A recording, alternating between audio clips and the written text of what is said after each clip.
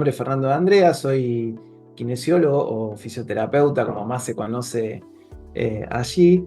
Eh, Hice mi formación, la formación de osteopatía, me dediqué siempre a la terapia manual, eh, aunque bueno, hay cosas que por ahí le critico, pero como forma de aprendizaje, ¿no? Como uno critica para justamente tomar lo bueno, desechar lo que no es tan bueno y poder crecer así en la profesión. Eh, en la Facultad de Medicina de la Universidad de Buenos Aires soy jefe de trabajos prácticos de una materia que se llama Técnicas Kinésicas 3, donde justamente damos terapia manual, ¿no? Básicamente distintos tipos de abordaje, pero usando las manos. Es una materia que se incluyó en el cambio curricular del 92, o sea, ya tiene varios años, pero que no estuvo desde siempre. Eso quiere decir que, bueno, fue sumando un poco el trabajo con las manos a lo que el kinesiólogo de la década del 80 hacía, que era más agente físico, más la utilización de láser, magneto, ultrasonido. Y eso había ido en detrimento del uso de las manos. Eh, por eso es que reaparece esta materia y de alguna manera nos forma un poco más en esto. Fui docente de la formación de osteopatía durante algunos años, que por algunas diferencias, como mencioné anteriormente, me fui y bueno, en este momento estamos intentando crear una agrupación de estudio de una kinesiología más actualizada, una fisioterapia más actualizada, porque de hecho estamos pensando en ponerle fisioterapia y no kinesiología para que sea más global y que se pueda entender y sumar gente también de otros países, y así poder jerarquizar un poco más la profesión y trabajar en equipo con personas que se dedican también al estudio del movimiento. Básicamente eso es lo que hacemos. Eso nos incluye a todos, ¿no? Profes, entrenadores y kinesiólogos, médicos, ¿no? Es poder brindar desde ese lugar herramientas para tratar, para prevenir y, y mejorar la calidad de vida de las personas. Bueno, nada, lo que yo le veo también la suma de interés que es también convocarte a vos, aparte que hace muchos años que ya nos conocemos nosotros, ¿no? Tu primer abordaje fue desde el punto de vista del gimnasio, ¿no? También es interesante porque esto va dirigido también a entrenadores y todo, y tú has comenzado por esa área, vamos a decir, ¿no? Sí, Entonces, sí, lo veo sí, interesante también. Luego, sé que sos muy prudente, pero yo creo que también esa etapa, más todo lo que sabes, te da cierta jerarquía para poder hablar con claridad sobre estos temas, ¿sí? sí, sí, esa etapa fue muy linda y de mucho aprendizaje, no solo porque la hice mientras estaba formándome como kinesiólogo, sino también porque, bueno, me topé con gente que me enseñó mucho, uno de ellos fuiste vos, así que es un grato recuerdo y por supuesto es algo que uno siempre tiene para sumar, ¿no? Porque la experiencia, cuando uno vive la propia experiencia o la experiencia de lo que dice de lo que habla, es mejor que leerlo muchas veces de lejos, ¿no? Entonces el entrenamiento con sobrecarga eh, también tiene muchos mitos detrás y hoy por hoy creo que están derrumbándose, ¿no? O sea, mucha gente volvió al gimnasio cuando durante mucho tiempo se lo criticó, se lo encasilló como algo muy superficial, ¿no? Que la gente solamente iba a desarrollar bíceps y nada más.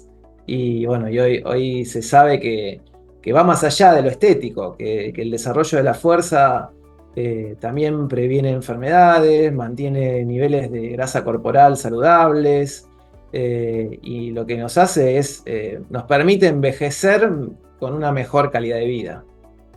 Bueno, ahora estamos todos ansiosos y yo inclusive para empezar con el seminario, así que cuando quieras ya puedes comenzar, Fernando. Bueno, muchísimas gracias. Vamos a hablar entonces de la lumbalgia, ¿no? ¿Qué es la lumbalgia? Si dividimos la palabra, algia quiere decir dolor. Entonces, dolor lumbar. ¿Qué es el dolor lumbar? Bueno, es el dolor que la persona manifiesta en la parte posterior y baja del tronco, ¿sí? En la espalda baja. Por eso en inglés a veces la traducción es hoy por hoy como agudo o crónico. Pero hasta el 2020 aproximadamente hablábamos de dolor lumbar agudo, subagudo y crónico. Como vamos a ver, la clasificación entre agudo y subagudo nunca estaba del todo definida. Los puntos, sobre todo los puntos de corte, no eran homogéneos. Entonces se decidió eliminar esa clasificación porque además no tenía sentido, porque no modificaba en nada la evolución de la persona, el tratamiento. En cambio, pensar en un cuadro agudo o crónico sí, porque ahí sí cambia el abordaje principalmente. Algo que, como recién decía, ¿no? Hay dos cositas acá que me parecen interesantes. En primer lugar, y tomando lo que dije anteriormente, tener en cuenta estas que llamamos red flags o banderas rojas.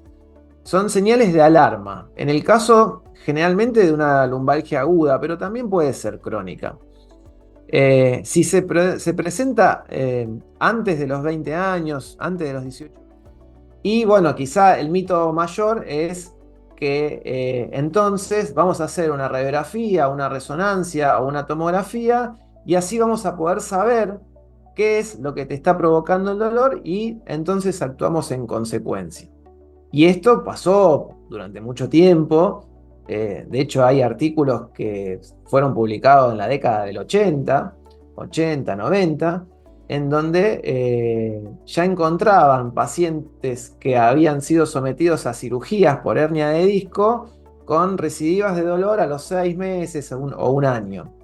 ¿Qué quiere decir? Que muchos pacientes tenían dolor, les hacían una resonancia, encontraban una hernia de disco, los operaban porque pensaban que esa era la causa del dolor y después volvía la sintomatología. Entonces empezaban a hacer resonancias a personas que no tenían sintomatología y para su sorpresa se encontraron que entre el 30 y el 50% de la gente sin sintomatología tenía hernias de disco en la resonancia. Entonces ahí fue donde se empezaron a preguntar, ¿es útil hacer una resonancia a una persona con dolor? Entonces, esto nos lleva a preguntarnos un artículo que salió en Lancet, interesante, es esto que les puse acá arriba, ¿no? ¿Hacemos lo que deberíamos hacer? Porque por un lado decimos, todo esto que vine hablando yo hace un rato, no es que lo digo yo, sino que es lo que hay casi un acuerdo en decir sobre tenemos que evitar el movimiento, tenemos que evitar hacer imágenes en un tiempo muy, muy temprano, porque eso lleva a lo que se conoce como catastrofización del dolor o efecto nocebo, ¿no? Que la persona se sienta como etiquetada con una etiqueta, valga la redundancia, y diga, bueno, a mí me duele porque tengo una hernia de disco. A mí me ha pasado un montón de veces, en el consultorio llegan los pacientes y le pregunto, bueno, contame qué te trae por acá, y me apoyan la resonancia arriba del escritorio y dice, bueno, tengo 2 hernias de disco. Pero bueno, yo no te pregunté eso, yo te pregunté qué te pasa, qué te duele, contame un poco qué es lo que sentís, porque yo con las hernias de disco no voy a hacer nada, no las voy a poner en su lugar, como también en algún momento se decía que podía llegar a hacerse.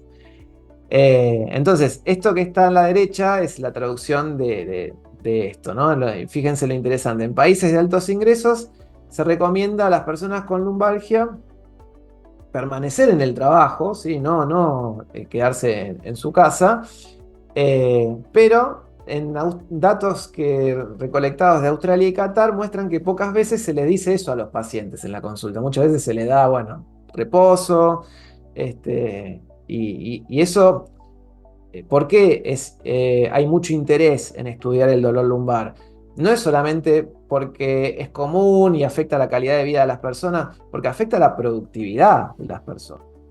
Por eso es que también tenemos un montón de instrumentos de evaluación. Eh, Hay muchas escalas, ¿no?, que lo que evalúan son distintos ítems. Por ejemplo, este es el score de Oswestry. El score de Oswestry está validado en España, me parece, como todos los instrumentos de medición, sobre todo cuando son escalas, requieren de un proceso de validación. Este score está originalmente hecho en inglés, pero por ejemplo, que esté traducido al español no quiere decir que se pueda usar en todos los países de habla hispana. De hecho, en Argentina no se podría usar porque no está validado para nuestra cultura.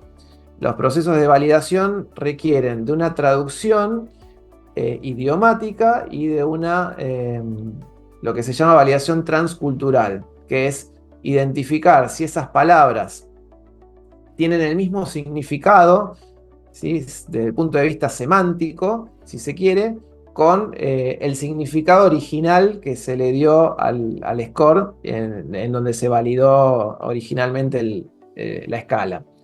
Otras escalas también funcionales es el Roland Morris, por ejemplo, que son 23 ítems que se le pregunta al paciente si se modificó o no se modificó. En general, los scores se toman considerando la última semana o días así muy específicos, porque no le puedo preguntar al paciente por 3 meses atrás, porque tal vez no se acuerda. Esta FABQ es un cuestionario de creencias del paciente, es el Fear Avoidance Belief Questionnaire.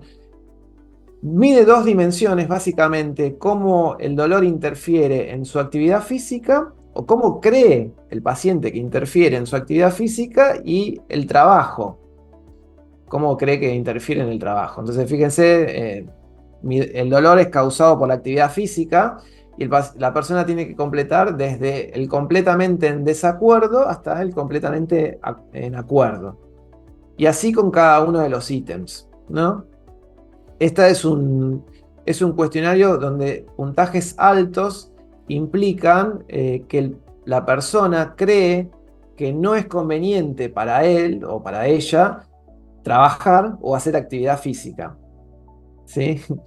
Y esto es interesante, porque si la persona cree que no es conveniente hacer actividad física, lo primero que uno tiene que hacer es trabajar en la educación de ese paciente, o de esa persona. Porque si yo le digo, bueno, no importa lo que vos creas, hacé este ejercicio, si el dolor por alguna razón, que es posible, le aumenta,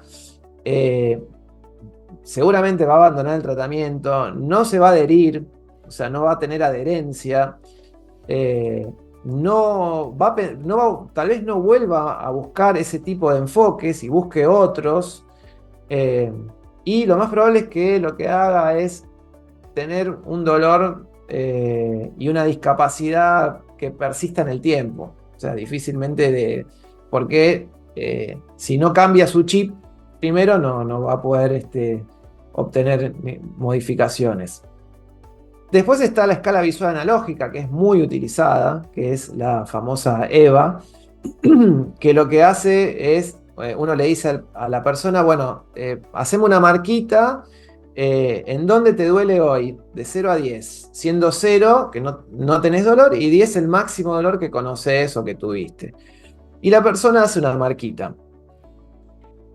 El dolor medido de esta forma es útil para comparar evoluciones en una misma persona, pero no es útil para comparar entre personas, porque el dolor es o mejor dicho, la intensidad del dolor, que es lo que mide la escala visual analógica, es subjetivo. O sea, y por eso hay personas que nosotros decimos, tiene un bajo umbral de dolor o tiene un alto umbral de dolor. ¿Qué quiere decir? Bajo umbral de dolor es que estímulos mínimos, que tal vez en otras personas no ocasionen ningún dolor, en esta persona lo siente como un dolor insoportable. Y personas con alto umbral de dolor, todo lo contrario. Por ahí se fracturaron un hueso y están, ay, sí, me duele un poquito. Y otros están en un grito o desmayados. La intensidad del dolor es una de las dimensiones que tiene el dolor, ¿sí? Que es útil evaluar, pero como le mencioné recién, hay otras y por eso se usan otros tipos de cuestionarios también. Hay muchos, y para dolor lumbar hay muchísimos. El tema es, bueno, a ver en qué contexto uno los usa. Por eso este último que está acá, que creo que es el que usan en ISAF, me parece muy interesante porque resume la escala visual analógica en 4 categorías, ¿sí? Y de alguna manera tiene en cuenta la percepción de la persona, que es lo que venimos hablando, ¿no? Siempre, de tratar de hacer un enfoque centrado en el paciente o en la persona, porque nos da información sobre esa persona.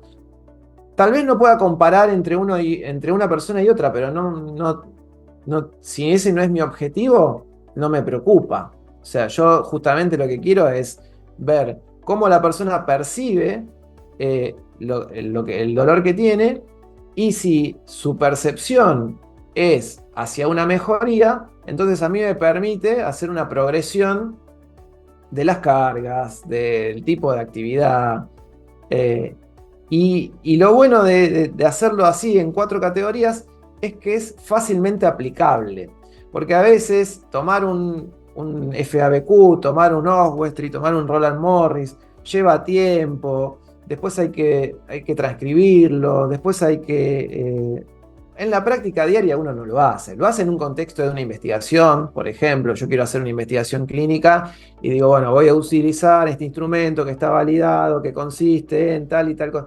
Pero en lo cotidiano uno busca herramientas e instrumentos que sean fácilmente aplicables, que sean... La facilidad para aplicarlos tiene que ver también con la practicidad, con el tiempo que lleva y con el grado de entendimiento de la persona que va a completarlo, y con el entrenamiento que tenga que tener la persona que lo va a tomar. Entonces, si necesito tener mucho entrenamiento para tomar un score, y no es demasiado útil para utilizarlo en lo cotidiano. Eso es lo que hay que tener en cuenta cuando uno plantea utilizar un tipo de instrumento u otro para qué lo voy a hacer, ¿no? En qué contexto lo voy a utilizar, qué información me va a dar y qué voy a hacer con esa información que obtengo. Acá, como vemos, hay un intento de un score que lo plantearon en Inglaterra por una cuestión más de salud pública, que es para identificar a partir de una lumbalgia aguda qué personas pueden desarrollar cronicidad de ese dolor en el tiempo. Y fíjense que requiere un poquitito de sentarse a leerlo y cómo lo completo, porque tiene básicamente 3 escalas esto, 3 dimensiones.